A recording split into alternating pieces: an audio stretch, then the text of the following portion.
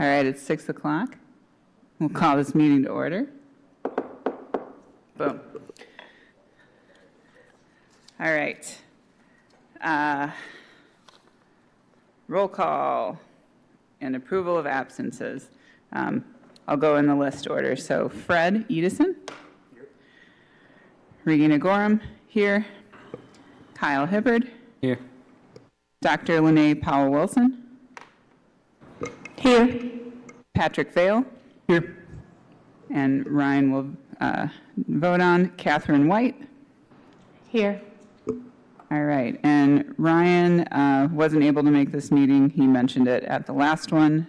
So we just need a motion and a second for an excused absence. Does anybody want a motion for an excused absence for Ryan?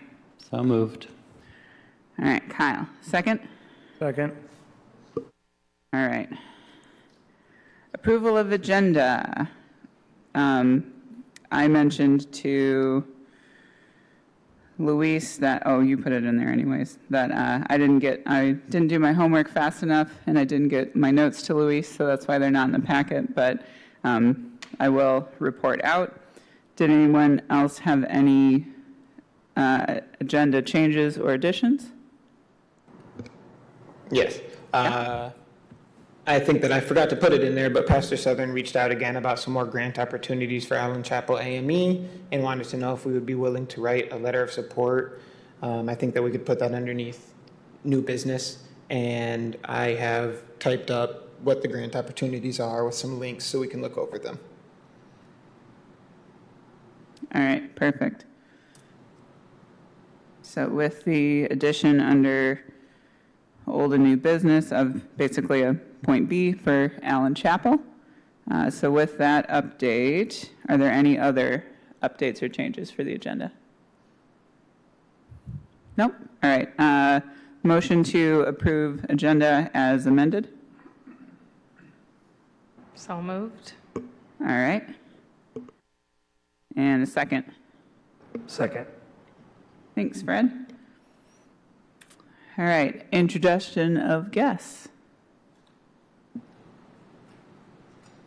None.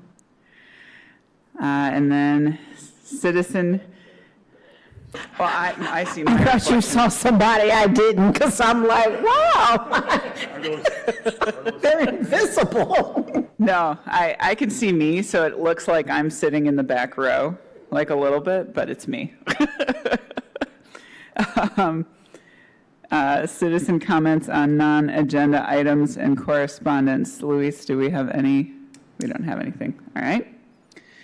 And, guests are on here twice.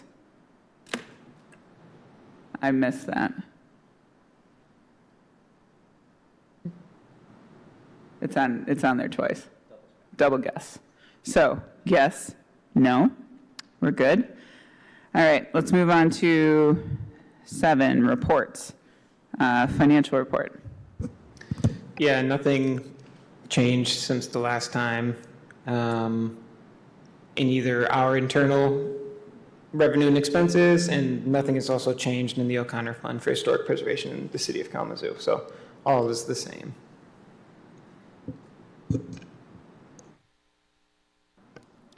Did anyone have any questions about the financial report or want to talk through it at all? No? All righty. And you said, Luis, you said also no change for the O'Connor Fund, right? All right. All right. B, diversity and inclusion.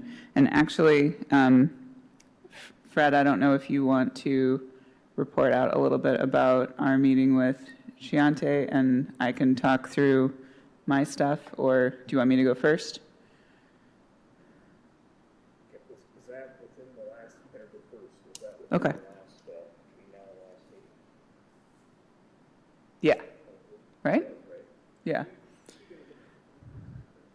Oh, yeah.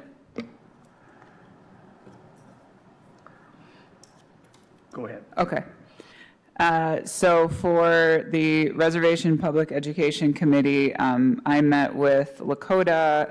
Lakota got married, so her new last name is Hobai. So Lakota and I talked through the process for updates for text on KPL's site and kind of setting a timeline for next steps. Some of the things that they want to do with the text are going to be great. It's just going to take longer time because it's going to cover more ground than it did before, which is a good thing, but it's just going to take a little bit longer. So we basically, our timeline right now is over this month. I talked with them at the end, July 22nd. So over this month, Lakota and her colleague Tiger Martin are going to work through text updates and kind of outlines based off of the text taken from the next exit history sites and created for that. And then September through November, so kind of towards fall, I'm going to set up monthly meetings between Lakota, Tiger, myself, and Keith Howard, who's the KPL staffer, mainly working on all the updates. And then hoping to have text finalizing in November and December, and then everything kind of quote-unquote launching and going live in January of 2023. So that would cover then text-wise the addition of information on the mound specifically in Bronson Park, along with just general Anishinaabe history being added to the KPL page. So that's that update. And Fred, did you want to talk about our meeting with Cher? Okay, Chantel? Shante? Yeah. Luis was there. Am I talking about the right meeting here? Luis was there, and Regina asked me if I'd want to sit in on hearing her present about their organization, and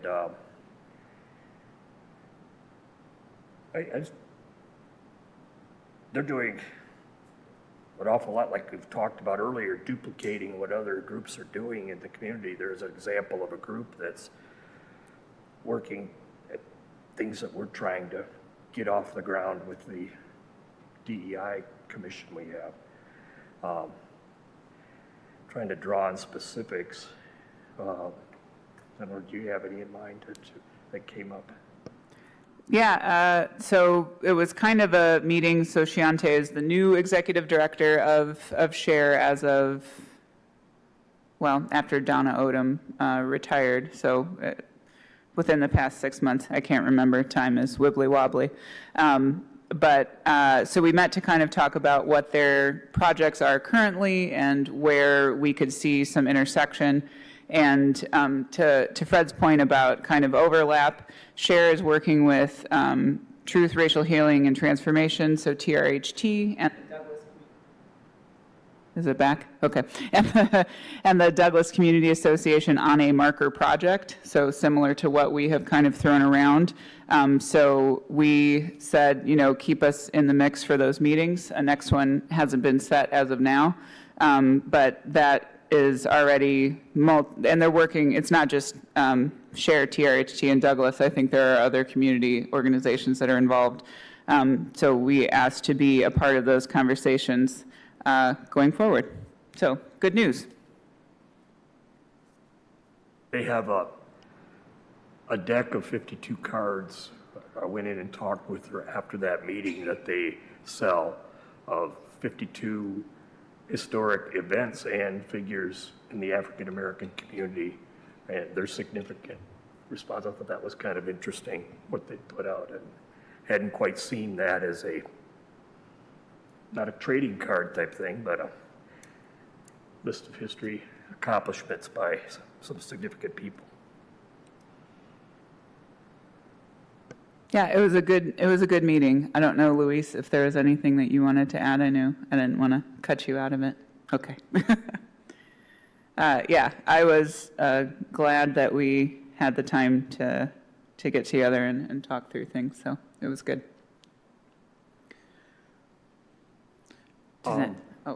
If Go we ahead, Fred. approach to have her on the committee, she probably doesn't have time, but would that be a smart move? Or is she probably my guess is she's probably, her agenda's all filled up, but how would we go about adding a citizen to our committee? Because we talked about that, having other people in the community be on the committee.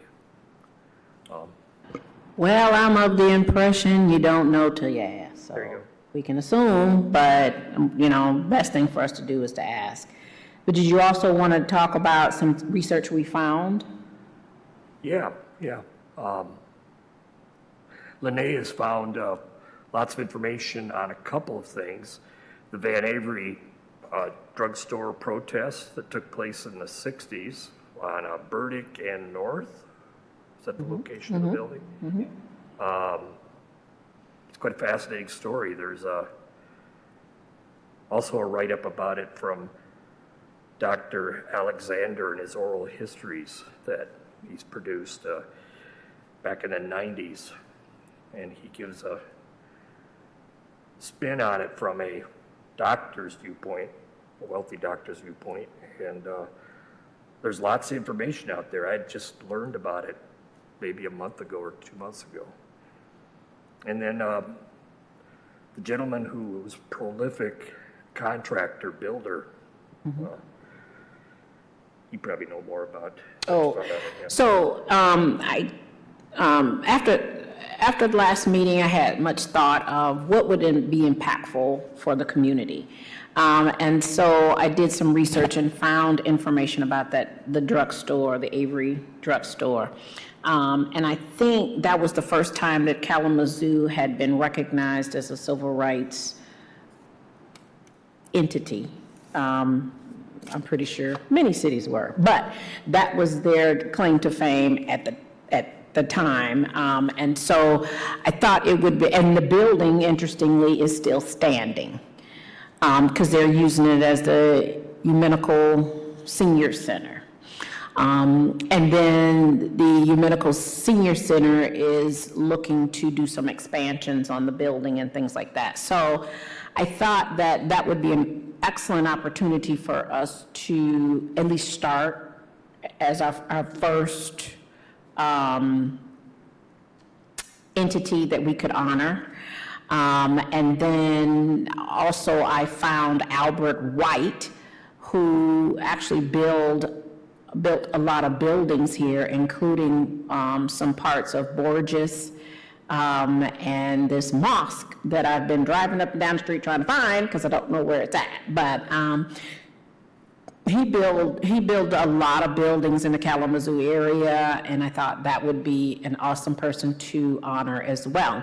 I thought maybe we could also have a section of the May's award ceremony and, have something, present them, those two entities, something, and have an announcement about, the accomplishments of Mr. White, as well as the Avery, the outcome of the Avery drugstore. But interestingly, Fred also researched the many buildings of the Douglas Center. They've been shopping around. So that's another option that we're looking at too. So we just pulled some data and some information to see, which one would be best that we could potentially look into and honor. I mean, if you guys have anything that would stand out that could be honored either at the award ceremony or just be honored and getting a plaque, please let us know. We'll do the research. But that's where we are right now. And certainly we can meet further and have more discussions on, is that the direction we want to go in? So. The second Douglas Center I found interesting, standing on Ransom, and I'm trying to get to Cross Street.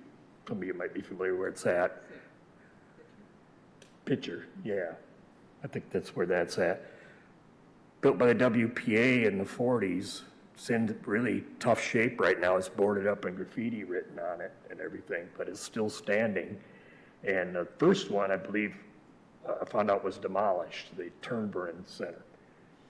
And I've heard a couple locations in the Turnburn Center from people where that was at, but I don't know if we got a discussion about existing buildings standing as important to keep our parameters. And we don't have to, they don't have to necessarily be standing, even if it's in a spot, you know, where we know where it was, because unfortunately, a lot of those buildings are not standing anymore. So we just gonna have to come up with a way of how to honor that. I don't know. Yeah, I mean, this one was WPA, 30s and 40s. It took them a decade of fundraising to get the building, ranged from people putting 50 cents towards it and people putting a couple $1,000s towards it. And it was the center till the 80s, till the modern one, I guess modern, that's 40 years old now, on Patterson was built. And So we have a couple of options out there, and we just need to keep meeting and come to a conclusion. Do you have some resources that you could share that we could read over and, you know, kind of understand what these? Sure. Sure. Renee just handed me this. I researched some things and I copied, you know, I'm old school from the library, but I can certainly scan this and forward it to everyone. And then Fred already has his and he Yeah, I can can forward send that his. around to you. Yes, we can. And then I think Shante is, they're doing the Harris site, the grave, I think that I saw that in a newspaper, that Cher and some other organizations are looking at the pioneers. I think it was Mr. and Mrs. Harris, trying to pull their first name, but they have a, It's Enoch and Deborah. yes, big key pioneers right from the get-go for Kalamazoo.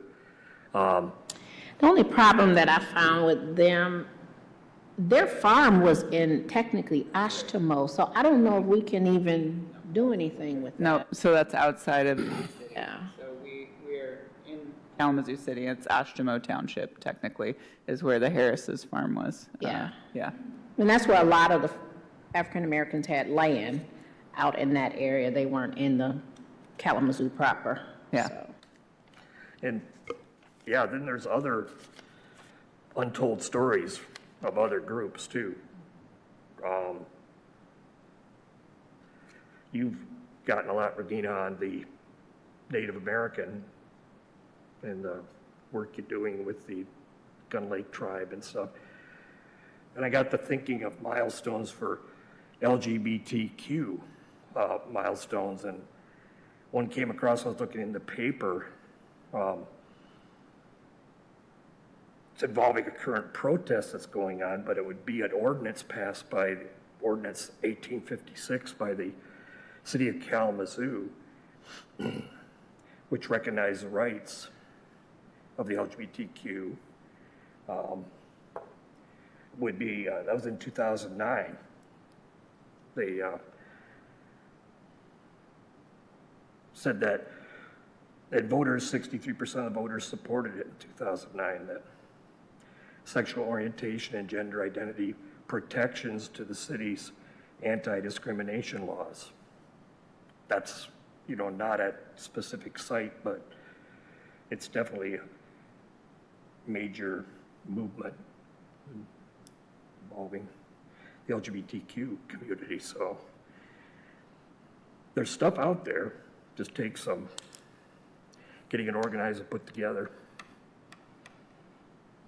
For that, have you thought about talking with Outfront? Let the group, I put a lady's name down here. So Tracy Hall is the new executive director of Outfront as of, I think, within the last couple months. Yeah, That's where the article came from in the Yep. paper. yeah, Tracy Hall, that would be a good step. yeah, I think so, yeah. If we're looking at LGBTQIA history in Kalamazoo, Outfront is the place to kind of start with, especially with what their founding was focused on.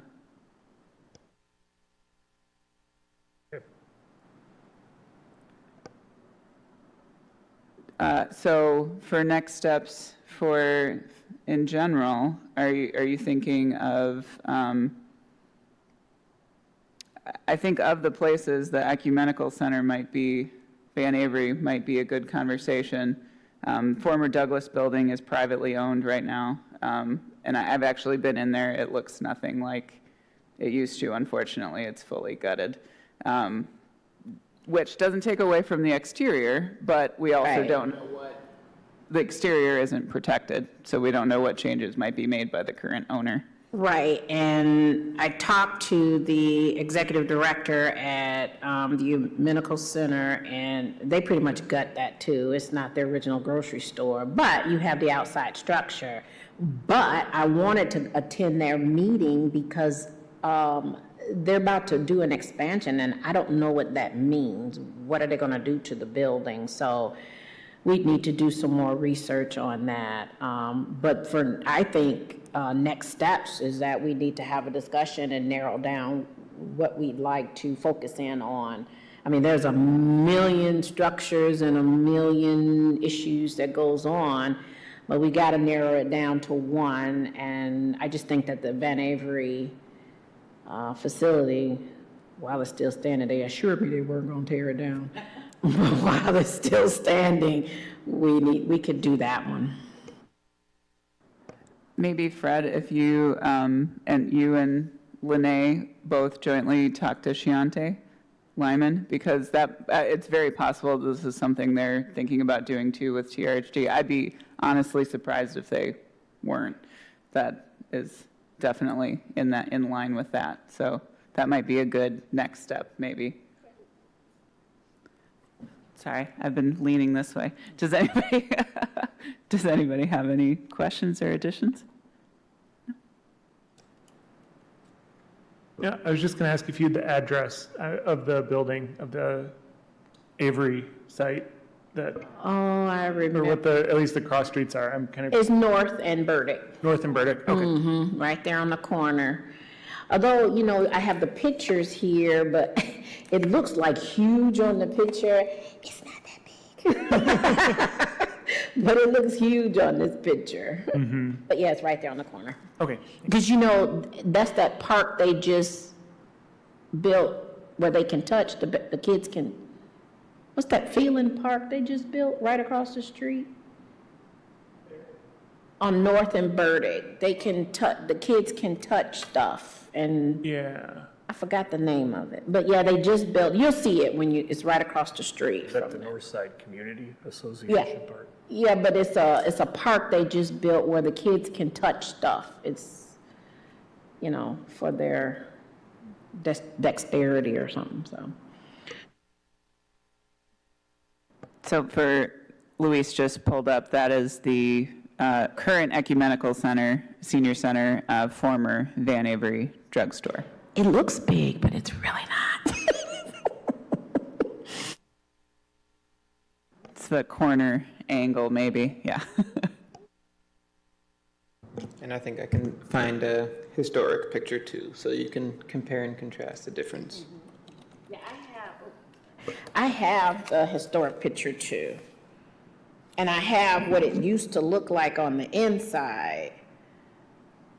But obviously it's all been torn. They gutted it when they made it into yep, I have that. Yep. And that was the picket, yep. They don't have any interior photographs, but I think there are some Yeah. interior shots that are floating around. I don't know if it's from this exact same time period, but I think this exterior one or of the protest is, I think, maybe the only one that is of the protest that And has they- made it. Those were windows that went around, but they bricked those up. Yeah, they bricked them all up.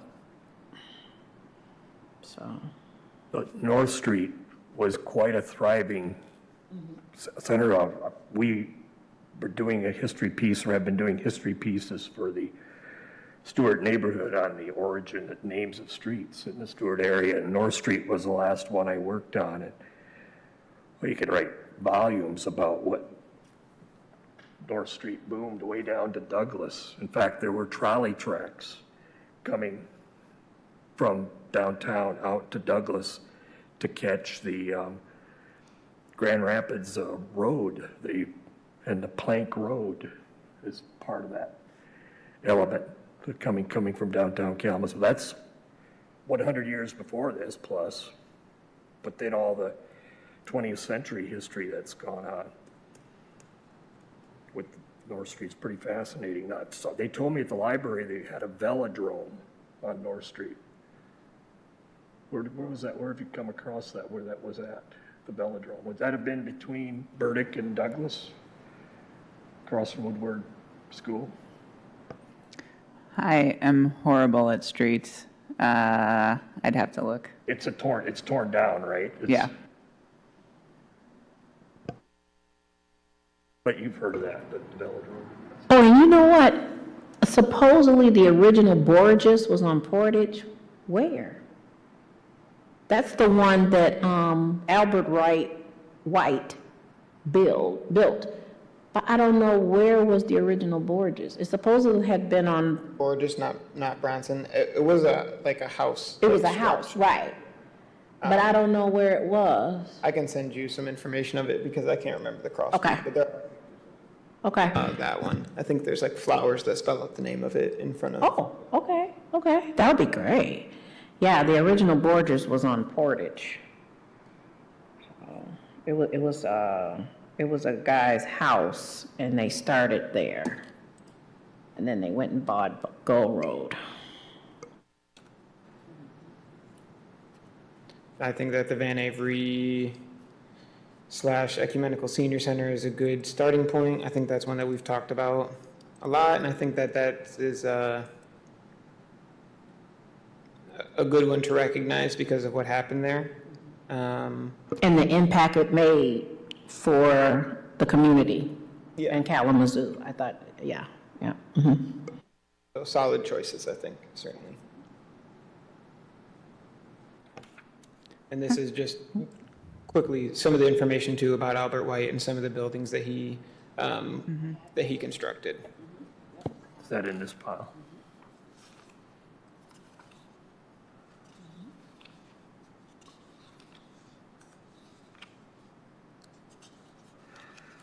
Forest Hill is another pioneer that is instrumental in getting the Douglas Center started and going to leaders for that. And he was a builder similar to Mr. White. It seems like he was a road construction, and he had a farm out in on West Main, which must be Oshtemo, that direction. And he lived at a street in Kalamazoo,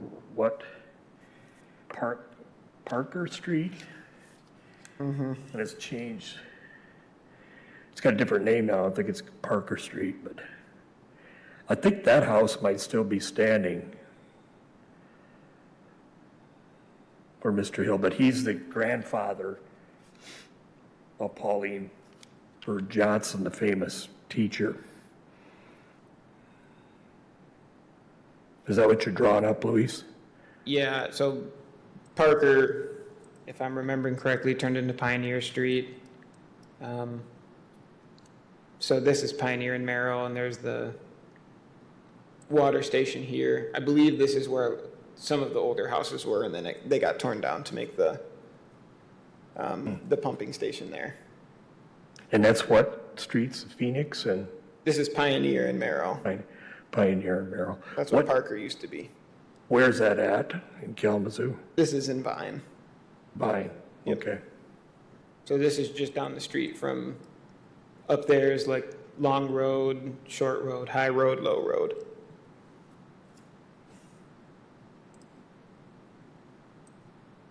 Sorry, it went back to where we were before. Be pretty quick at pulling those up. So this is That's what where, I was thinking. this is where we just were.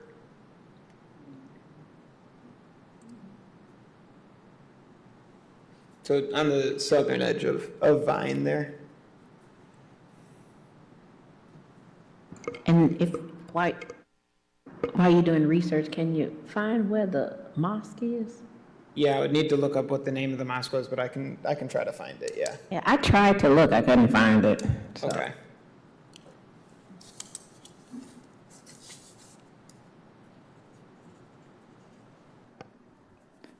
All right. Thank you for sharing everything. It's We've been working it out. That's good. Didn't know we were going to be reporting on it, but. Well, just monthly reports, just bring them in, and, Luis will grade them. All right, if everybody's good, we'll move to inventory and surveys. Yep, so I updated the language, which I could try to pull up, but I don't think it's that big of a deal, for the inventory Kalamazoo page and the flyer for the inventory Kalamazoo project. And then I also some videos with Neil Conway, who works in communications here. We're going to try to work on some kind of media release thing to garner some more attention surrounding the project. I also worked with the people at IT to switch the interface of the app, so it's not 3 drop-downs anymore to do the searching, it's 1 search bar. So if you do have the app downloaded, you'll need an update, but now it's a autofill search bar. So for 241 West South Street, all I would need to type in is 241W, and it would start to bring up addresses that are have those characters in it. And I think it's a lot easier than picking the first letter of the street and then picking the street name and then picking the number that you're at from the list, especially when you get into high numbered streets in streets that start towards the end of the alphabet. Van Z is always my example, but Van has the next letter is A. But if you get down into letters with things, pretty much after M, you're doing a lot of scrolling down every time, especially if you're getting into the high address numbers. I think that'll help out with the usability quite a bit, and we're also going to make some pretty targeted pushes as school starts back up in September to try to go to the colleges and try to get some involvement with them as well. So I hope that those things will help us moving forward. Luis, did you get anything else from Western after that initial email? No. Okay. I did not. And so we were talking to David Benak about the survey. I think that surveying is especially practical when you're looking at historic preservation things. If you were looking to have a role in historic preservation professionally after college, there's a lot of applicability from conducting the survey to conducting light analysis if they wanted to afterwards. And then I think that there would also be some merit in if you got a cohort of students, if you will, and organizing in some capacity, sending people out to conduct the survey as well. Because it seems like it's work that's done a lot in the historic preservation field.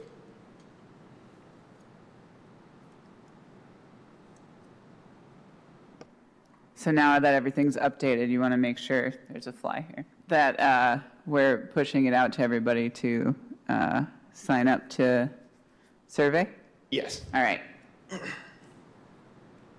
Was there any questions for Luis or any other updates or thoughts? Nope? All right. Grave issues. Kyle, I don't know if you want to speak first or I can speak first. Luis, myself, and Ryan went out to Mountain Home and walked around, got a feel for the different areas. I dug up the map that has them labeled, and it's posted actually in a little stanchion there. We got in because you got the key, but then it turns out Sharon still has everything, so I don't know if you touched base with her again, but we weren't able to take inventory on site after all. Yeah, and I can go get the things from her by end of week this week. And then I also reached out to Suzanne Rowland, who is our cemetery contact, and we are good to go after the 18th. So next Friday, I think, but I'm not good with the calendar stuff. And I know that the dates that we voted on were the 21st of August, and then the 27th and 28th of August were the soonest available dates that we had. So if people are still open to go on the 21st, the 27th, or the 28th, we can set our first cleaning today.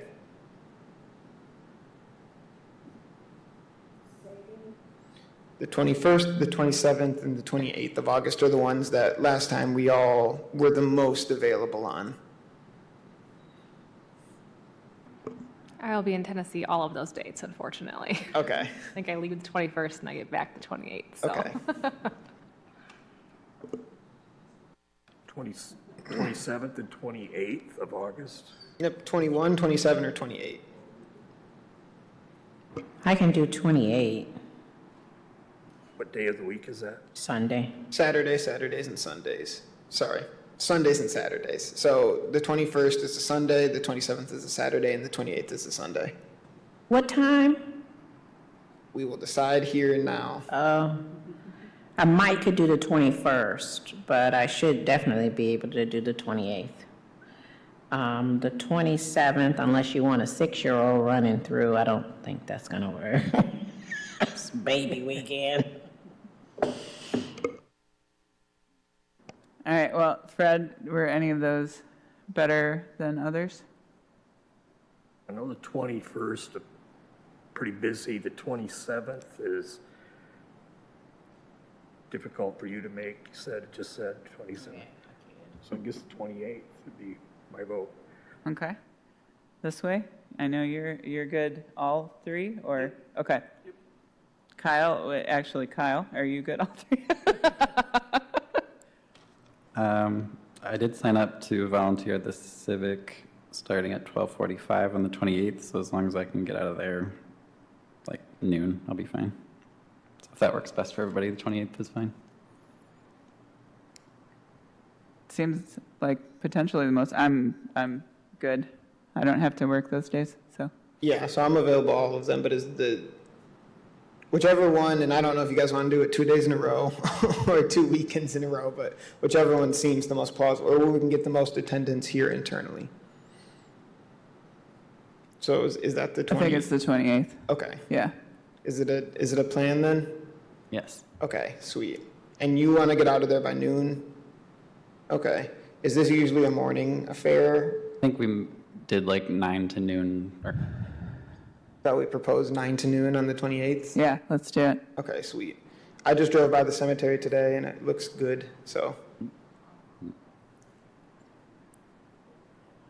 We'll have another cleaning, Catherine, so you can make another one if you want to. I really do want to, so Okay. next time. It is fun. all right, so I will email blast my contacts from before Yes. and then coordinate some sort of Facebook announcement from the city or whatever they do. Yeah, I will organize one. I hope, yeah, people might need to bring their own brushes, but, and their own Old water. I'm just kidding. toothbrushes. Yeah. I think old toothbrushes is a good thing to bring, it sounds like, and that's something that a lot of people probably have readily available.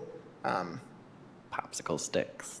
I know that we ran into a couple things, and we're not going to reach our goal of how many that we wanted to do this year, perhaps, but I think that we can have perhaps 2 more in September, and then I'm not sure when they shut off the water, but then maybe 1 in October as well, or 1 or 2 in October, so. Our goal was just 2, so Oh, well, we're going to meet it then, and we're going to, we said to set low so we can achieve. I think it's a good starting, so. Do we I want just to know- try to schedule the other ones now too, or do we want to wait on the other ones? We're on a roll. You on a roll, because I tell you, I book up. We could. Same. Calendar. So what are we in, September now? Yep, Yeah. What are you proposing? Saturdays and Sundays.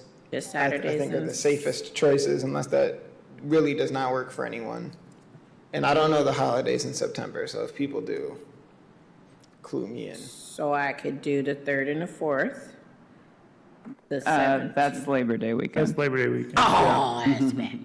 Yeah, I that's a can- holiday. The 17th and the 18th. That's all I got. I guess I could do the 25th and the 18th too, so I'm kind of open, sort of, maybe. 25th, we're going to be out of town for a long weekend there. Okay. That weekend, so I think What else is going on in September? Boy.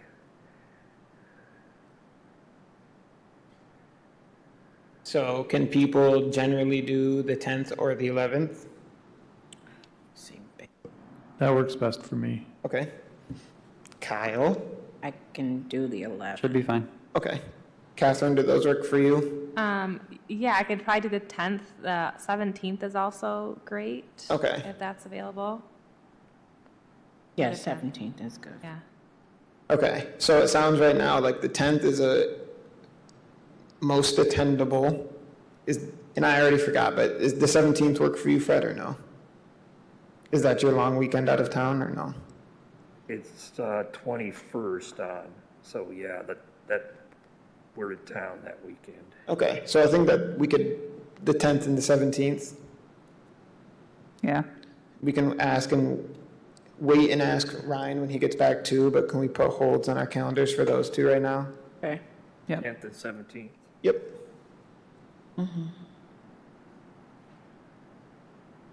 We're planning. Those are Saturday, right? Yep, those are both Saturdays. 9 to 12. I think that that's a safe bet. all right. Cool. And are we cleaning graves? What's the task?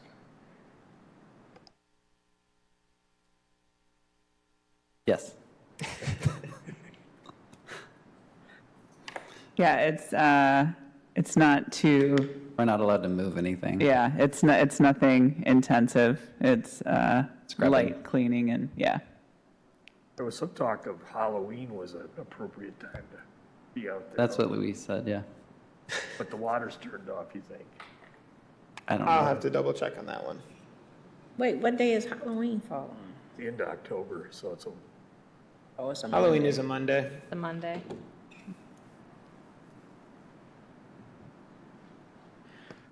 We definitely need the water. Yeah, so I think that that would we be can the just, only. we can just stay focused on the next two for right now. So Yeah, September 10th and 17th, I think are great things to look forward to. When we almost have the full commission here tonight, so when Ryan gets back, we can see if he can make one, and then we can move on from there. But we certainly have the 28th at 9 a.m., and then either the 10th or the 17th, or both at 9 a.m. as well. all right. Well, now we've decided that. Is there anything else that you wanted? I know Luis, if either of you need help getting stuff from Sharon, let me know. Yeah, I can go but- get it Okay, from her. Yep. all right. Ready for sustainability?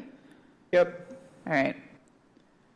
Did you have stuff other than grant making or just grant making? Just grant making. Okay. I'm going to sit down to read. Pam sent this report over. I should just stand up. Pam O'Connor sent this report over, and she was not able to make it this evening. So I'm just going to read it. And this is just about the grant process that we're going through to get things up and running. Please add O'Connor Fund Administration as a freestanding element of the Kalamazoo Historic Preservation Commission's annual work plan rather than keeping it as an item under the heading of sustainability. And the rationale for that was that while O'Connor Fund programs have the ability to affect sustainability, any of them may just as easily affect DEI education, inventory, and resources, and therefore should be a work plan topic of its own. Thank you for your consideration. Also, I did not realize or forgot that Kyle had joined the subcommittee, and we are happy to have him, but I'd appreciate it if all of the committee members' names were included here on the planning document for accuracy and transparency. So please add Regina, Nancy, Pam, Carrie Lynn, and Luis. Those are just housekeeping things at the beginning. And I did alter the work plan to reflect all of the people who are involved. The report was that at the July 15th meeting, the committee met and finalized the grant application and determined the grant-making committee size, discussed guidelines for committee member invitations, discussed creation, of a list preferred talents/abilities for grant-making committee members, and drafted a list of potential candidates. Pam will work on these for the next meeting. The grant-making committee will consist of 5 members as follows. The city Historic Preservation Coordinator, a non-voting position, permanent.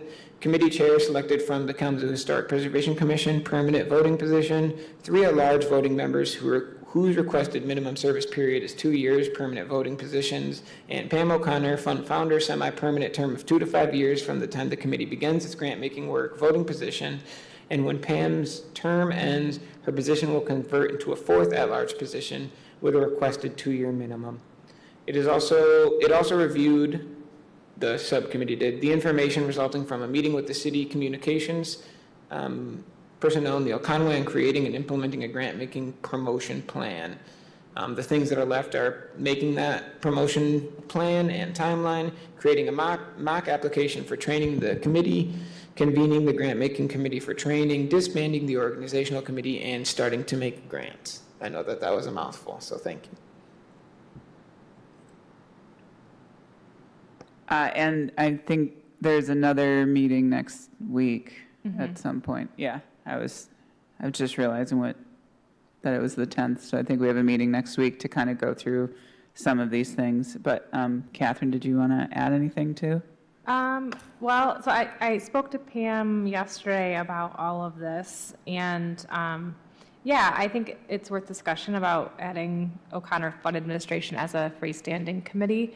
I think the sustainability bucket is interesting, but perhaps not quite as apt for the functions of this committee. Also, looking at the work plan, I noticed again this time that some of the changes that I'd requested haven't been made quite yet. I put them in there, I thought, because they were highlighted in red, and then Yeah.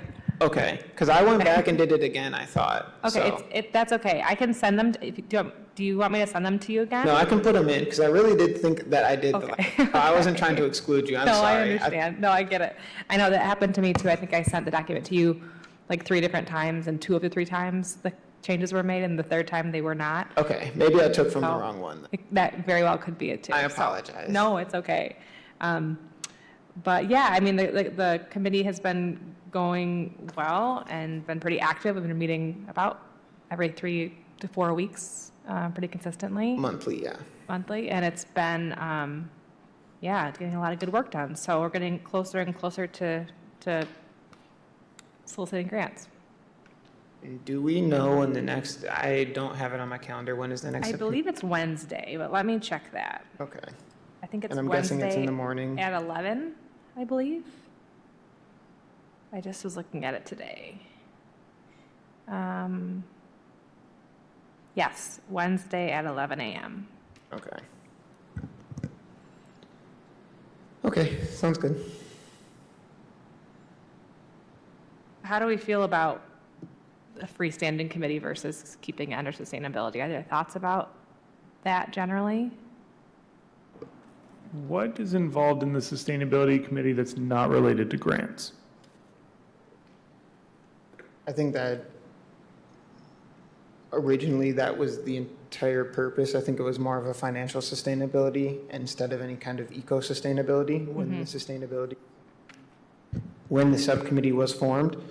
So I think that it's probably coming down to a semantics issue at this point. Can I say, can we just change the name of the committee?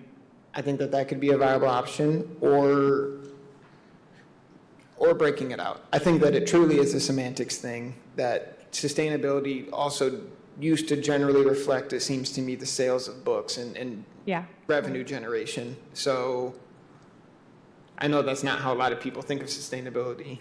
But like the Hidden Kalamazoo tour Yes. was couched under sustainability as well. So it's kind of a remnant of that.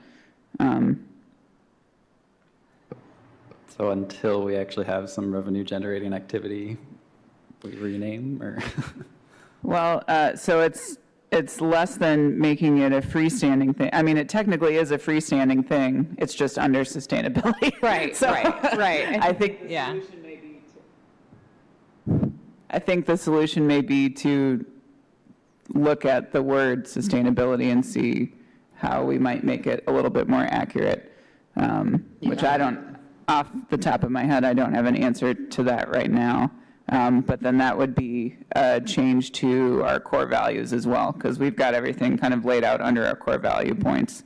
So, but I don't know what a good, I initially was thinking something like outreach, but then that would create issues with other committees like education, because that's also outreach. And I'm not sure. I think sustainability doesn't make a lot of sense, especially in how it's been used in the past in terms of financial sustainability, because this is not a revenue generating committee. This is right? we're giving people the money, right? Opposite, yeah. Exactly.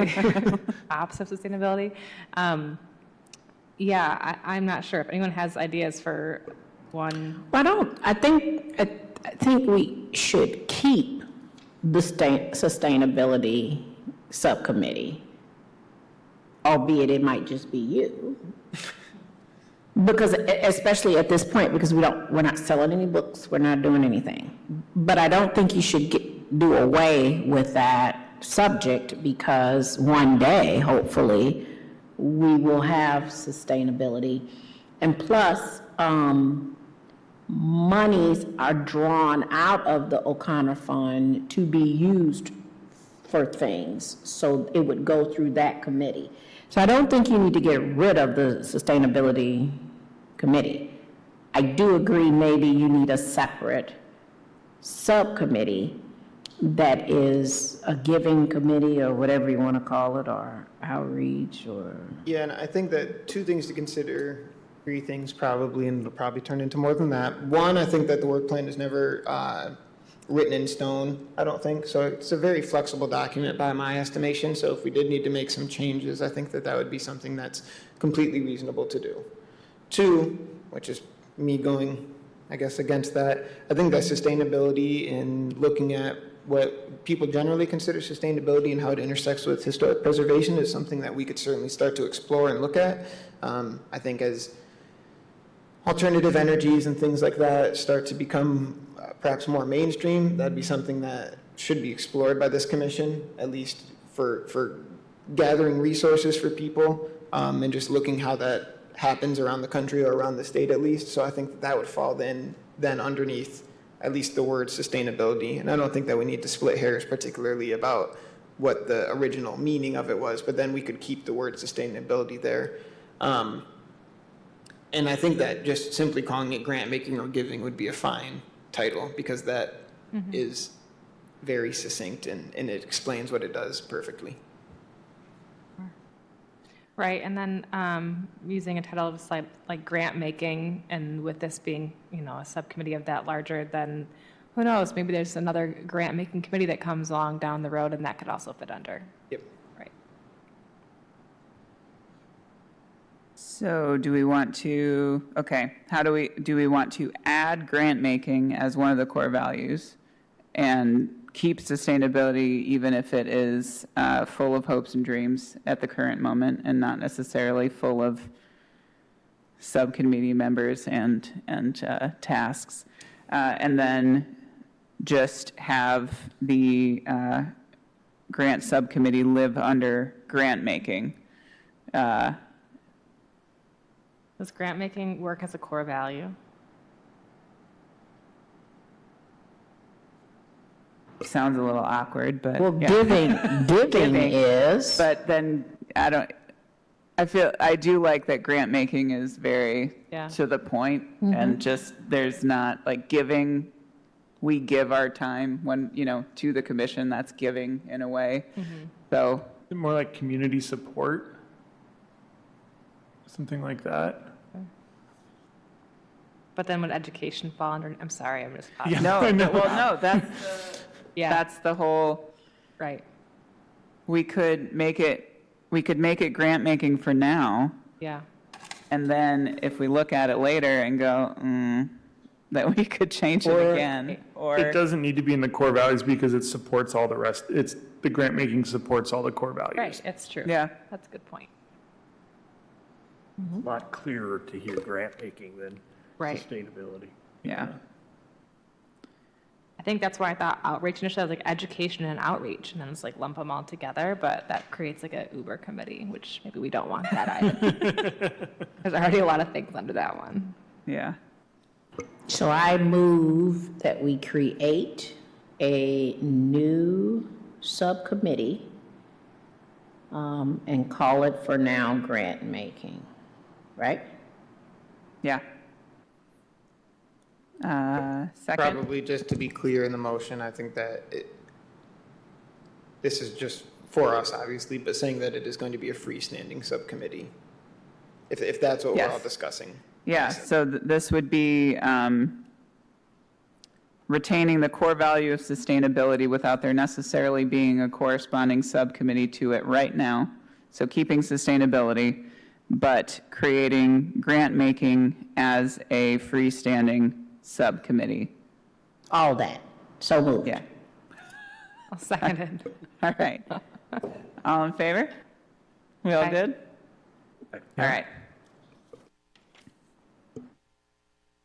Need to second, and then you can vote. I did. Oh, you did? Okay, Yeah. cool. Oh, sorry, I already wrote it down. Okay.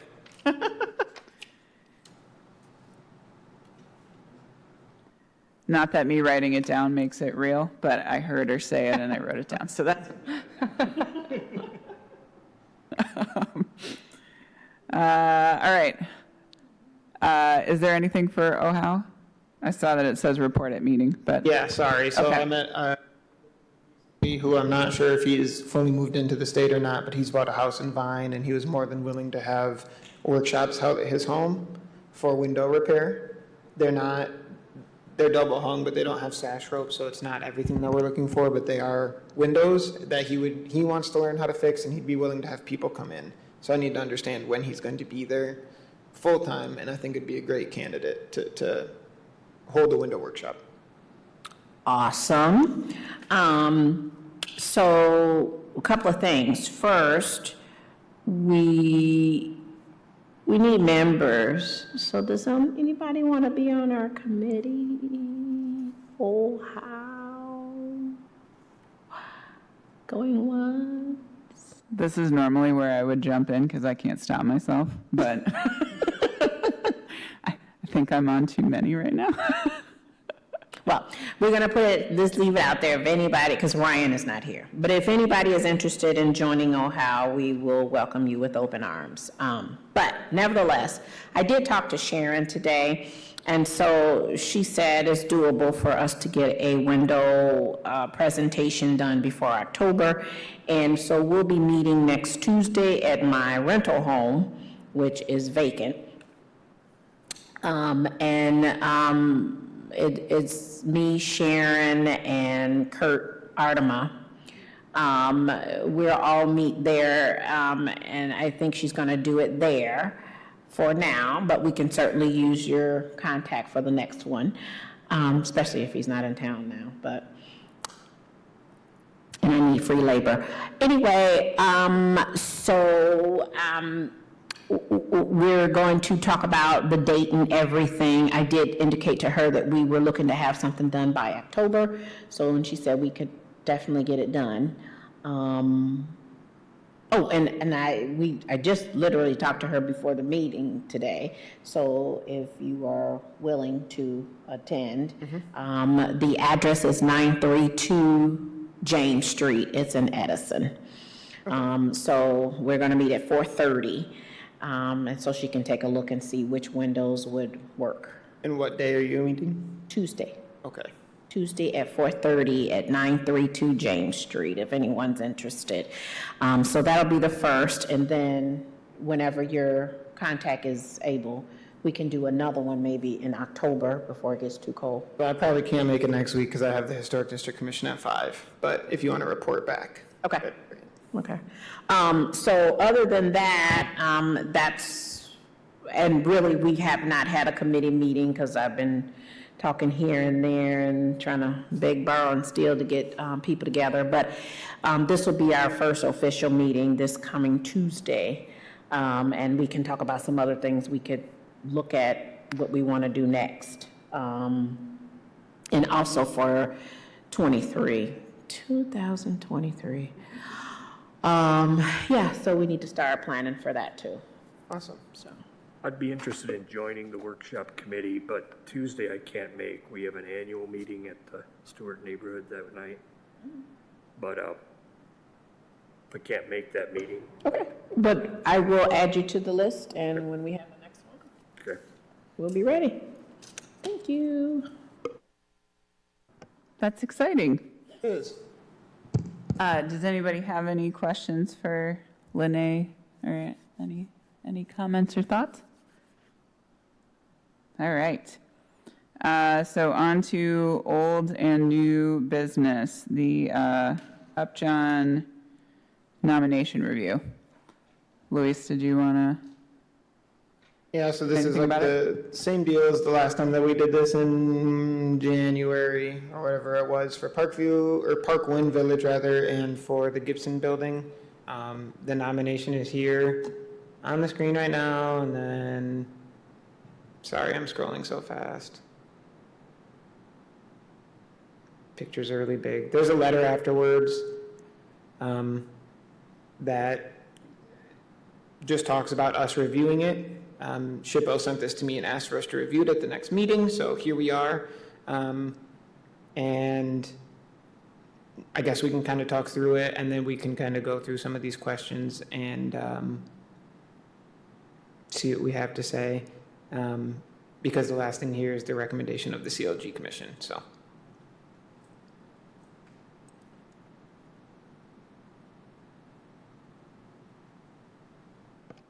So, Luis, how do you want to go about talking through it? Do you want to just, I guess we can open it up, and if anyone had any comments first. Okay, can we start from the beginning? I'm sorry. CLG, I assume, is certified local government? Yes. Yep. That'd be us.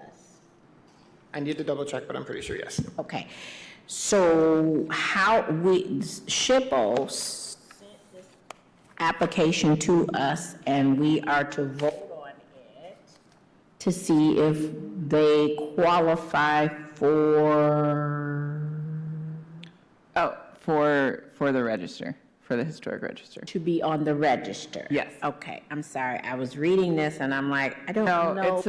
it's a little bit backwards. I don't totally remember us talking about this before, in all honesty. I know we've talked about the building in general, but this is the first time that I've seen any nomination for it, and it was the SHPO office sending it to Luis. So a little backwards from how we normally do it, so it was already submitted to SHPO. All right, and so this is at 301 John Street. Do we know Yeah. why? I'm sorry, Lene. Go No, ahead. you, I'm just trying to yes, figure out it's, where yeah, it is. 301 John Street, so it's the former Upjohn International Headquarters building, but it's, It's over there by the hospital. Because the Yeah. hospital's 601 John. It's the hospital administration building. it's the admin building, yeah. Thank you. So do we know why that it was done this way? Okay, all right. I do not. Luis, do you know why? No, I got this email from the SHPO on, sorry, I'm bad. I think it was technically on the 3rd of August, saying that they wanted me to review it at the next meeting. So the week prior to it, looking at the document, it looks like it was approved on the 14th of July, and it looks like the document was received by SHPO in January, which was towards the beginning of my being employed with the city. But this is all put together by Pam, and she hasn't mentioned it at all. Well, so I talked to her about it months, maybe a year ago, but I have not seen this. We talked about Albert Kahn structures at large, but that's been the extent of it. So I think I knew it was in the pipeline, but I didn't know that it had been submitted to SHPO already, or that it was finished.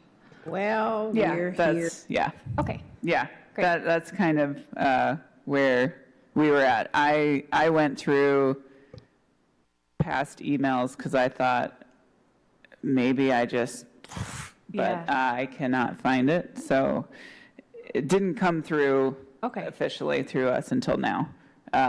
So, Okay, well, can you guys walk us through page by page on what we need to do? Well, does Bronson know that this has been yeah, sent yeah, forward? yeah, Yes, they do. they do. Okay, because I didn't see that anywhere in this where they had been like, oh yeah, we want Yeah, this. and it wouldn't really show up unless they wanted their names to be the ones submitting it. So, but, yeah, Luis, you do, that is, Yep, I spoke with people at Brown. Okay. So are we reviewing this as usual and in hopes that then the comments go back to Pam for consideration? Or are we sending our comments straight to SHPO, who will then send them to Pam? so, I mean, I think at least when I read through it, there are some like clarity and structural things and some repetition things and stuff like that that are, well, not to repeat myself, but clarity, like it gets confusing and muddled. And I was hoping that there would be more inclusion of maps, site or floor plans and things to help with some of that clarity, and those aren't in there. But so- I don't know Sorry to about interrupt, comments. but so, Yeah. to answer your question, I don't know. This is slated to go already to the State Historic Preservation Review Board. For what meeting? For the next meeting? I Yes, think, yeah, And when is that? September. September. Okay. So it really doesn't matter what we say at this point, really, because it's already going. Well, I mean, it goes to the review board and then there's discussion at the review board Yeah. and they request changes be made before it's submitted. Yes, and we will meet one more time before that meeting. Yeah. It will be very close, but we do meet one more time. Okay. It would be Yeah. two. Okay. I I mean, I had comments, but. I Yes, also- and Yeah. and then, yeah. And then just looking over this, I am admittedly foggy from the last time that we did this, but looking over, I'm all over the place with my PDFs, so sorry. I'm just gonna use this one.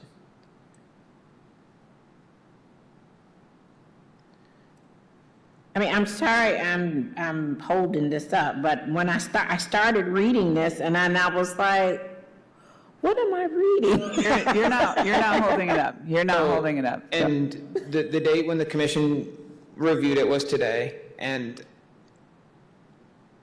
the CLG commission that they're referring to, I believe, is this commission. If it's not very clear in the wording, and I cannot recall from last time, but I believe that is this commission, not the commission of the city. No, it's this. Yeah, Yeah. so Okay. I believe that I received it on the 3rd, and I can double check. So I received it early on the 3rd. I sent the notice over to people at Bronson a couple days, maybe the day after that or something. And then we will receive some comments, it sounds like. And then I don't know if anyone made a site visit out there.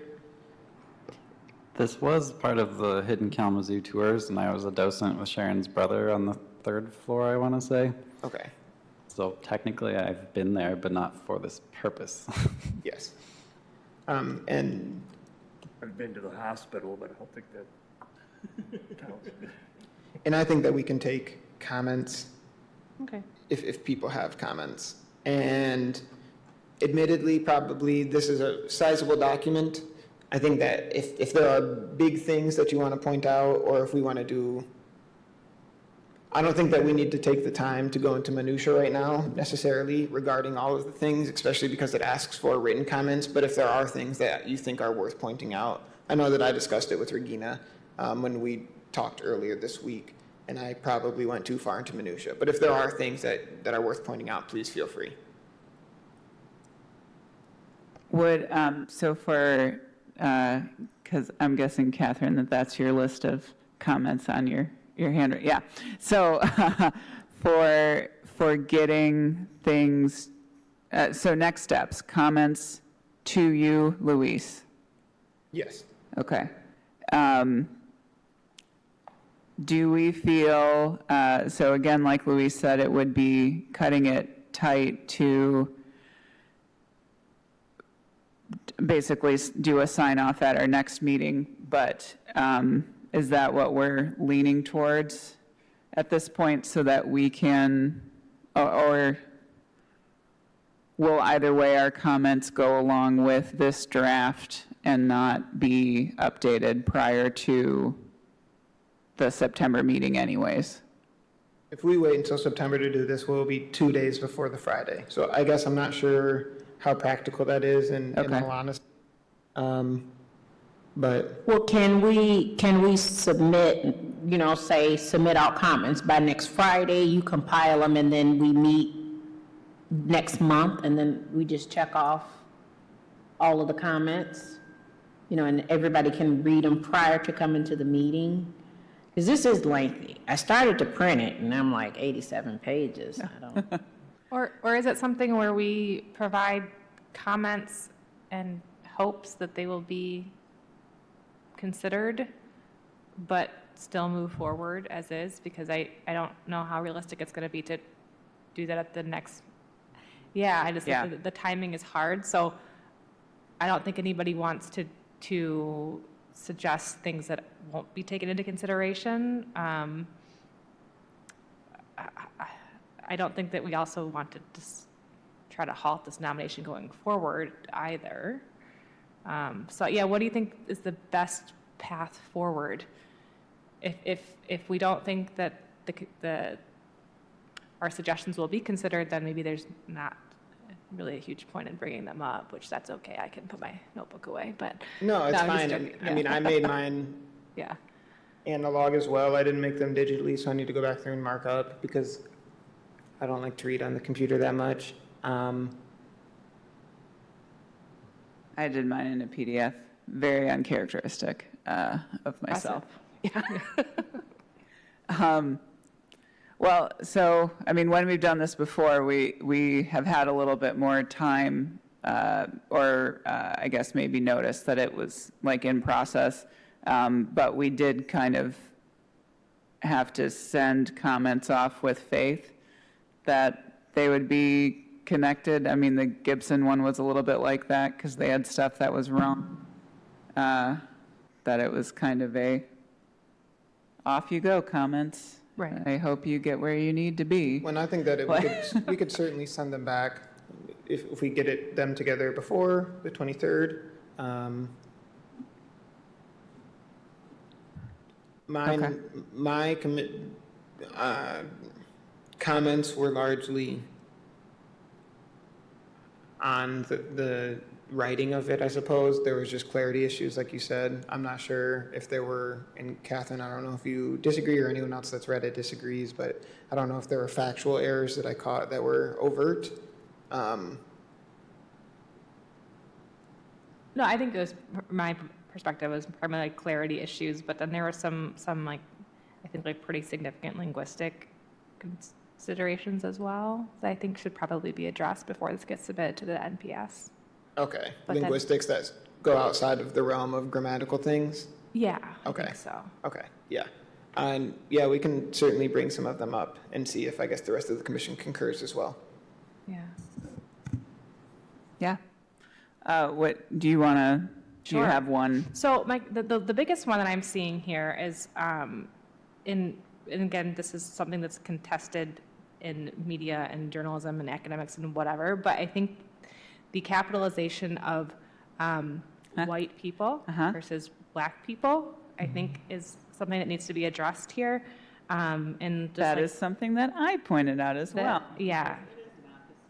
It is not the same. It is not the and same. it's not what would the AP or other organizations would recommend either. It's flipped. So I think that's pretty problematic. So I would want that to, I think that's pretty significant. That's one that should be changed. So for example, in under setting an environment in section 7, page 5, right in the right beginning, it says prior to settlement by whites capitalized. Yep. That's one that I think needs to be changed. Lowercase white, and maybe white people, perhaps. Again, and then there's some other considerations, I think I have it written down here. I don't know, right, my section 8, page 23, Black Americans, Black is lowercase there. So again, I know that there are, there's some debate as to what is the best way to do it. I think typically capitalizing Black as a cultural signifier instead of a physical descriptor is one that is pretty common. Well, and I think the proper name these days is African American.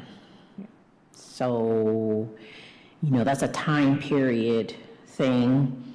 That was the 70s, and I think they've progressed to African American. So if you want to be socially correct, you might want to use that instead. Sure. So, There, it's, I think between, I don't know if it is AP or Chicago style, or it seems like there's, or depending on like journalism styling, some are going towards Black American You can versus use Black African American, but American. I think it is but blacks, whichever I one. don't think is. No, and it's, well, and if it is, it needs to be uppercase, Black Americans. So, yeah. But I don't know specifically for this context which would be the most, if it's African American or, yeah, you know, Yeah. which would be the actual, Right. yeah. Yeah, I think regardless, like, whites needs to be considered. Yeah, that was the largest, other than the kind of some clarity things and some nitpicky grammar things, because I've got to have some of those. But that was my largest kind of linguistic consideration that I think needs to be addressed before this goes anywhere. Okay, certainly. Was this done by SHPO? No. Pam wrote this. Pam did. The other one, I mean, the other thing that is, again, maybe slightly more nitpicky, but the consideration of modern, she uses modern capitalized throughout this quite a bit, and there is, I think she calls this building modern with an E at the end, and the NPS uses modern movement / modern, so I understand, but I think generally speaking, the modern structures and modern structures are like significantly different enough that that consideration should be made, and perhaps stick with modern. And sometimes she uses both. She'll say like the modern modern in the narrative. And are you talking then like Oh, yeah, art, like art they're- modern versus just modern movements in architecture? Exactly. Okay. Yeah. So I think that there's like that. There's some confusion, Certainly. clarity things there, but that's yeah. And then one more thing. I think she kind of goes into a very extensive discussion of all the alterations of the structure, which is appropriate. But then under the historic integrity section, which is kind of where like your big points are made, it kind of just says, what does it say? It largely retains integrity of design. I don't know that the argument there is made quite strongly enough. I think that there could be something said about, not that I'm saying that it's not significant, doesn't have integrity. I've never been in the building, but from the photos and such and the descriptions that are extensive. But to kind of take into consideration the representation or the, offices change due to workforce alterations in technology and whatever else. So of course we're going to see that structure change. So I'm not saying that it's the numerous alterations and have degraded the structure enough to not be historically significant. But I think that that's something that needs to be said. That needs to be said that there has been pages of alterations in this document that have been described, but Yeah, and I can't, and I'm going to pull it up because I can't think of them off the top of my head, but the 7 aspects of integrity are things that I think if you know that there are some that are falling down yeah, that aren't going to speak to your argument all the way, then leaning into the other ones I think is an important thing. right, yeah, And I'm going to pull them up. And I know that some of them, like, to me, are not my favorite things when you're trying to make your case, because they're not the easiest to argue. And I just saw a list, but now I don't see it anymore. So location, setting, design, materials, workmanship, feeling, and association to me are the ones that are very wishy-washy, and they describe them in Bulletin 16A, and I can't give you the exact language that they use. Feeling to me is like an extension of design pretty much, because it's what, I don't want to use the word in the description, but it's like what the building feels like. And to me, that has a lot to do with the setting in essence. Describing how the surrounding areas have changed obviously influences the way that a building feels.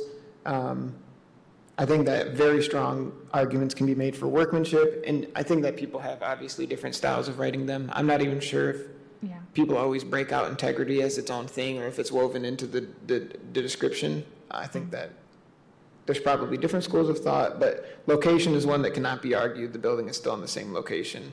The setting of the building has certainly changed because it was an entire campus that was around it. I don't know if you guys have seen pictures of it before, the tower that was demolished, but the setting has changed drastically. The design, I guess it could be argued that it's changed a little bit if you look at the way that the tower was removed and things like that, but I think that the design has stayed the same. Materials is almost still 100% the same. The workmanship is on very high display here, I think, and it's still very prevalent.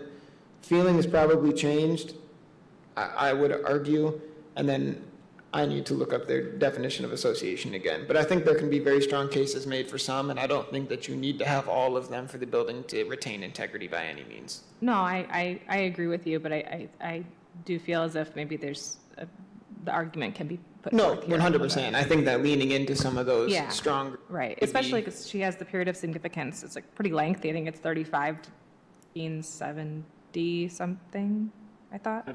72. Yeah, so I mean, that's like a pretty lengthy period of significance. So like, Yeah. They're weird. you can make the argument that the office place changes that are inherent in any office place during those time periods are significant enough in their own right to give integrity to the structure as well. I agree 100%. So they say that feeling is a property's expression or of the aesthetic or historic sense of a particular period in time. And then association is the direct link between an important historic event or person and a historic property. Those to me aren't my favorite, but I agree that leaning into some of those a lot harder would make the case, and integrity is one of the integral parts of making the statement for National Register significance. Completely agree with that. Yeah. Those were my primary comments, but there's some other kind of organizational clarity things where I got a little bit lost and would have appreciated I think that orientation. more legwork is always required to notice things at a higher level. I think, and I will say that I do appreciate the work that Pam did here. This is Absolutely, yeah. I don't know what the SHPO is going to say. I don't know if they'll say that there could be a case made for statewide significance or not, because it is a con building. And it's part of Upjohn, which is one of the largest pharmaceutical companies in the entire world. So I think that those are two really big things. It's one of the remaining buildings from that time, and it shows what medicine I think was in the city of Kalamazoo. And yeah, it's extant as well, which is a big deal. And one of our only, I got a list the other week of existing con buildings in Michigan. So there's this, the Kalamazoo Gazette was a building. The list that they sent me said that list had the Park Club on it, and then I talked to Lynn, and she thought that there was speculation that an addition could have been an Albert Kahn thing on the Park Club, but it was unsure. And then there was also the Checker Cab Company, which is no longer standing, was also a con building. So it's very cool to consider. I know Kahn isn't a name that necessarily rings bells like Frank Lloyd Wright, but a very important architect in Michigan, throughout the world as well, but I think especially to Michigan. And they both built in Kalamazoo, Wright and Kahn. Yep. Well, I don't know if Wright did, but his school did. Wright visited Kalamazoo on Be in yep. person there? Yep. Parkland?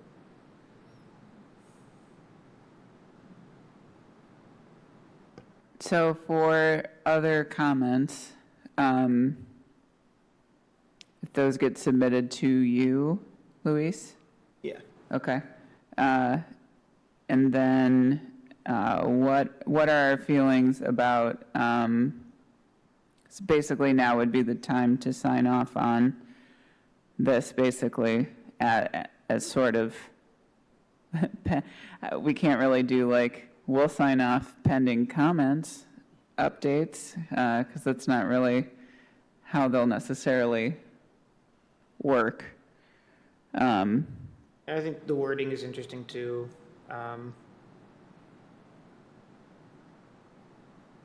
So the first one is that the CLG Commission finds that the property meets the following National Register criteria for evaluation, which would be using A, B, C, D, or E, A, B, events and time, and Pam did A and C being architecture. The next question is the CLG Commission finds that the property meets the National Register standards of integrity, and then the last one is a recommendation of this commission, approval or denial.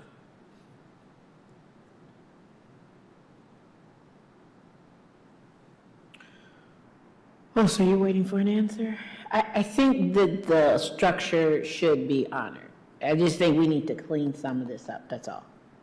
I would approve it being, recommended for the SHPO, but it just, some verbiage needs to be cleaned up. When I guess the questions that would be before us today are the last three that are on this. What criteria does the commission find that this contributes with? And I can pull up those if you guys would like. Do you find that the property meets the National Register standards of integrity? And then the recommendation would be the three specific questions.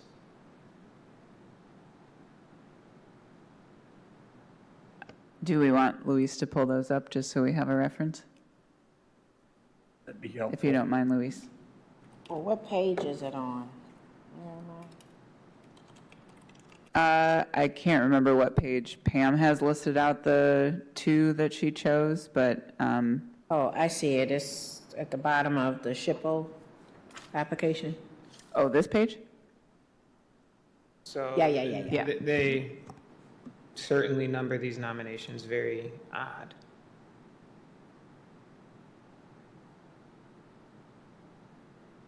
Oh, they're right here, actually. So these are the criteria.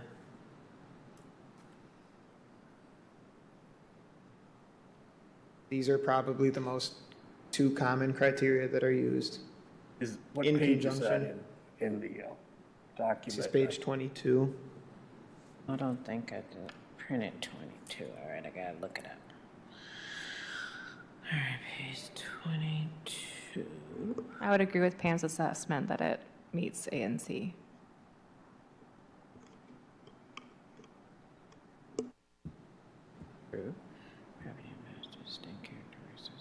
Also, apologies if I wasn't supposed to go through all of my comments. I thought that's what you were asking. No, that for. is what I was asking. Okay. Oh, no, that was, Okay, good. I was like, oh, no. No need to apologize. Okay. How would we recommend that the changes you mentioned, Catherine, get made? It's all we can do is, Can you speak into the microphone? I'm sorry. I like some of the things Catherine mentioned as far. Do we just put that as an addendum to this? Is that what you're asking for? So, I mean, I would just compile those comments and I could send them both to Pam and I could send them to the SHPO regarding comments. So it could be argued that B could be selected as well. I don't think that B was argued in this document. I think that there could be a case that B could be argued, but I don't think that B was argued explicitly in the document. But that's, if you think that that is one. Well, they mentioned that was the building that Upjohn started the pill, the Friable pill? aspirin. right? So this wasn't the original Upjohn building. The original one was in Hastings, like a barn. But But that was the building that he created, I wasn't think it? that friable pills were invented before, and he was growing rapidly. Oh, that was just a growth building. Yes. Because this is 35. But if people feel that B is one of them, that could certainly be something that you guys feel as the commission, that could be one of the criteria that you feel. I think the argument could absolutely be made regardless of whether or not he created the friable pill in that building or not. It still obviously is a structure that Upjohn had commissioned by Con. But I guess, would we be creating more problems or more work by suggesting that B also be applicable? I'm honestly not sure. Okay. But if people think that B is one, then I think that that's worth reflecting in the letter, if that is the feeling. I mean, there is, I guess it doesn't go in intense detail into particularly the Gilmore family, which was around this time in almost every seat of importance at Upjohn. They are mentioned in there, but not necessarily within a broader context of importance. I think it would take more arguing to include people specifically. And I think, well, I mean, if it wasn't for his invention, a whole lot of medicines wouldn't be tolerable to people. And so that he made the coating on the pill so they can swallow it. So that is a significant, contribution to medical care. And, technically we can even go for D. Yeah, you might have to stretch it, but I mean, he does. I mean, the history of it is that had he not made that coating for the aspirin, people won't be able to tolerate it.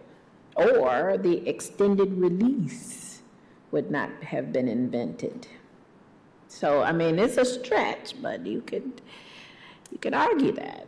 I think I would see that happening if the other buildings were still there. Oh, Because this is the administration building. So they weren't inventing. in like, that we're building. Probably signing checks. I don't know. Nice. I think if like Luis mentioned, the tower, and if the additional buildings maybe had been there. Oh, okay. I don't know, though.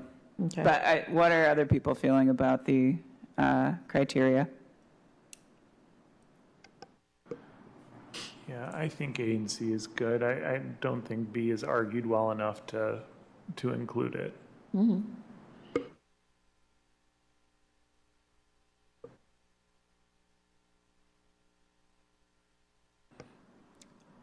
So do we all feel A and C as the main, at least as it stands now, as best argued, best supported?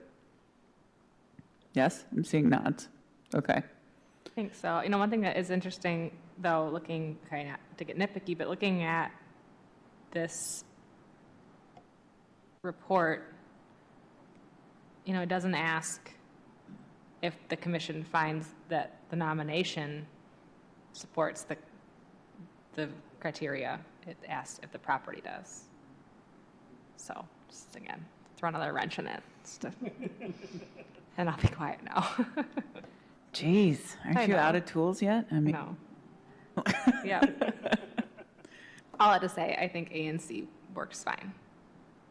I think that if B were developed further, then it would provide greater argument for statewide significance, but that's not where we're at currently. In the National Park Service, it says that the criterion B is generally restricted to those properties that illustrate rather than commemorate a person's important achievements. The policy regarding commemorative properties, birthplaces, and graves is explained in another part. But I think that,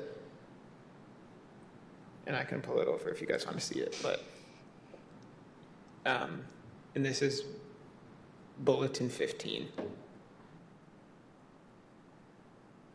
Here's some examples that they think: the home of an important merchant or labor leader, the studio of significant artist, and the business headquarters of an important. There might be alignment there.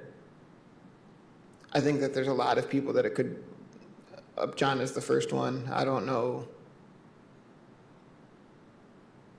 It wouldn't really work for Con, but I think that Upjohn, it could. I think that the B is a hard one to argue, I feel, but. So let's just go with A and C. How about that?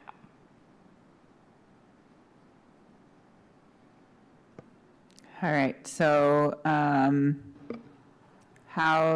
you go back, Luis, to the questions that we need to answer? Or the pertinent questions? Well, now you made it blue. I can't read it anymore. Thanks, Luis. Oh, man, perfect. So A and C, and seems like we do find the property meet that it meets National Register standard of integrity. Like Catherine pointed out, property not nomination. So are we, do we want to vote on an approval if we want to move this forward? If somebody would like to make a motion for that. So moved. I second. All right. Would we do a, I would, yes. yeah, so we'll do a roll call. Catherine, Aye. Kyle, I Hey, Patrick, Regina, aye, Fred? Aye. Aye. Aye. All right. Cool, and please feel free to send comments to me in writing. I will incorporate comments, I promise. You don't want this one's favor? I will send them along. Just text him photos. Yeah, of- exactly. So thank you, and if you haven't read it in depth, or if you want to read it again, I would strongly recommend doing so. Yeah, thank you, Luis. I know you had it pulled up, so we're on to B, the addition of, well, I wrote down Allen Chapel, but I know it's Reverend Southern. Yep, so 3 grants that were brought to my attention for Allen Chapel AME. The first one is the Sacred Places Green Energy Grant. I can read these if you guys want me to. This pilot project addresses 2 challenges: the harm caused by the climate crisis and the difficulty for low-income congregations to pay for the achievement of energy efficiency in their buildings. The urgency of the climate crisis means that low-income houses of worship need help with transitioning to a more sustainable form of heating and cooling. Low-income people in the U.S. are also those who confront the climate crisis first and foremost. When the same people experience inequitable environmental degradation where they live and work, this pilot project will provide both energy efficiency and likely renewable energy to the houses of worship where low-income people live in the state of Michigan. The savings created by making these public buildings more energy efficient, will allow congregations to use the money to provide more services to their communities. This will serve to make Michigan houses of worship more resilient and support the whole community in times of need. What a win-win. I just took that text from this, so here's the phases that they go through.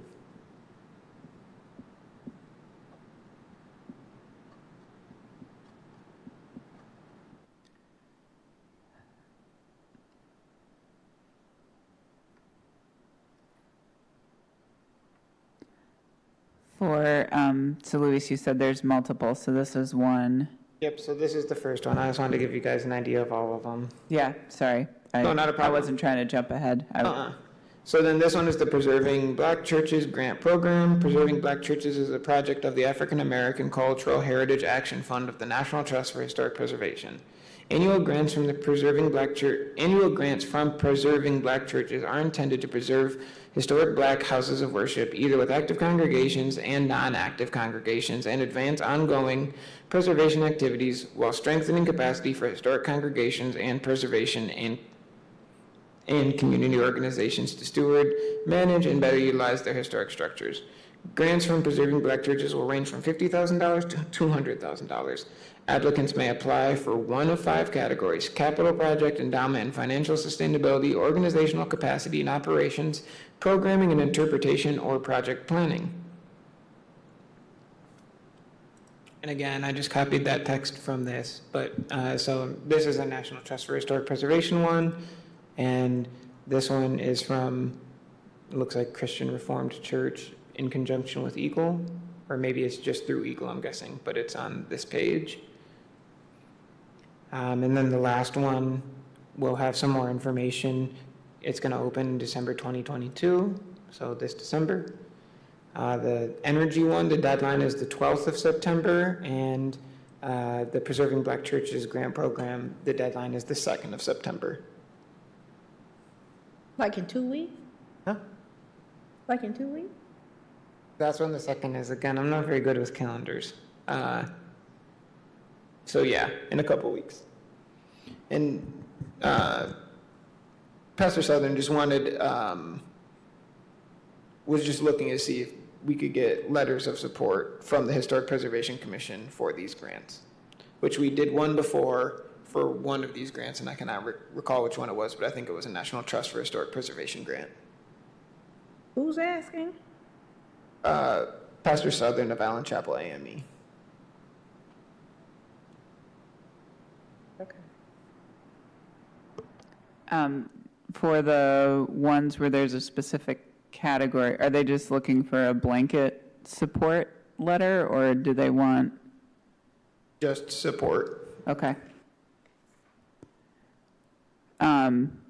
Are we, I think the last one was National Trust, possibly, which I guess they didn't get. I don't think so, no. Okay. Well, the letter didn't work. I mean, what is to be in the letter? What are they looking for? So, I mean, the last, which, I should have brought my laptop. The last one was just talked through a little bit about the importance of the congregation of Allen Chapel, which I think the congregation is 100, are they 125 years old as a congregation? And then the church building itself is 1887-ish. I could be wrong. Did you write that letter? Yeah, I did. And So the the last If one it for had the, been me, I'd treat it just like a reference. You write it and let me read it. And, you know, because they... I wrote it. I wrote it, but, and I think it may not have ended up in a past packet, but I can find it and send it to everyone if you'd like to see what I wrote last time. Yeah, just to get an idea of... Yeah, But I'm pretty sure we saw it. I believe we I did. thought so. I can't. Is it? I can't If remember I what remember, that- I feel like it was a good letter, and I think that generally we are or should be supportive of them applying for these grants. So, at the sake of sounding like I don't want to do a lot of work, could we reuse You want me that? to write? Yeah. Could we reuse that letter? I'll look at it Some again tweaks? and Okay. yeah, that it still, I mean, still applies As fully. as I Yeah. recall, it was a good letter with good information, and it seems like it would be pertinent for these Yeah, other opportunities. I can, it's got to be somewhere on my laptop, so I can resend it. And then, yeah, I think it's, I don't think I made it too specific. I try not to. So, yeah, no, I can, I'll send out the one that, I'll find the one from last time, and I can send it to everyone. And then if we're if we feel good about that one, or I'll write letters. I'll figure it out. Whether it's using the one from before or I can definitely do that, Luis. Cool. Thank you. Yeah. All right, then we're on to, unless anybody else had anything about Allen Chapel. Okay, I didn't want to leave anybody out. So approval of meeting notes from July.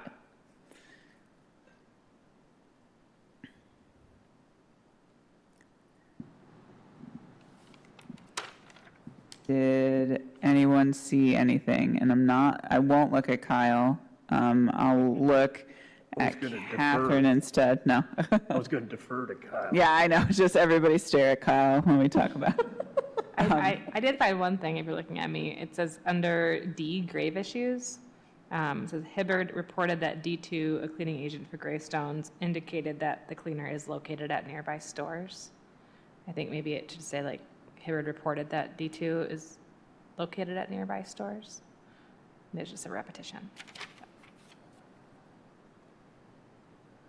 All I got. Kyle? Joking. I did not write down anything that struck me as changing the intent. Do I get a prize if All I right. find something and Kyle doesn't? I think you do get a prize. I think Kyle has to figure out what. I've got an apple here. Oh, Fred's got an apple, so there you go. Oh, perfect. That seems appropriate. Did anybody see anything else? No? All right. Motion to approve. Oh. All right. Lene? E. Can you answer that the map where survey data is compiled? Compiled is correct, not complied, yep. Oh, complied. Good catch. I got one, Kyle. You got to split that apple, Fred.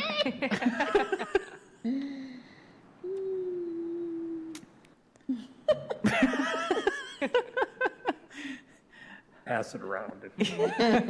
All right.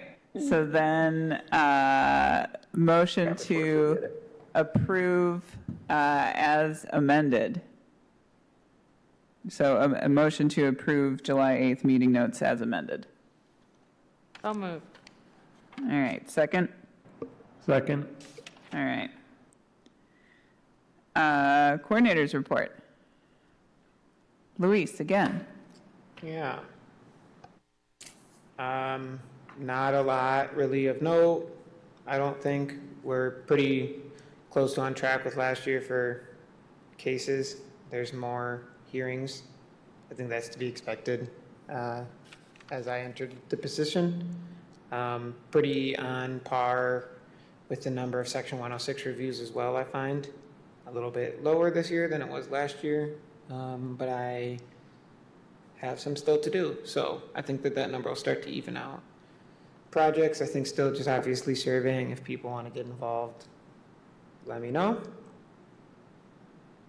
And that's a picture of Millen Park.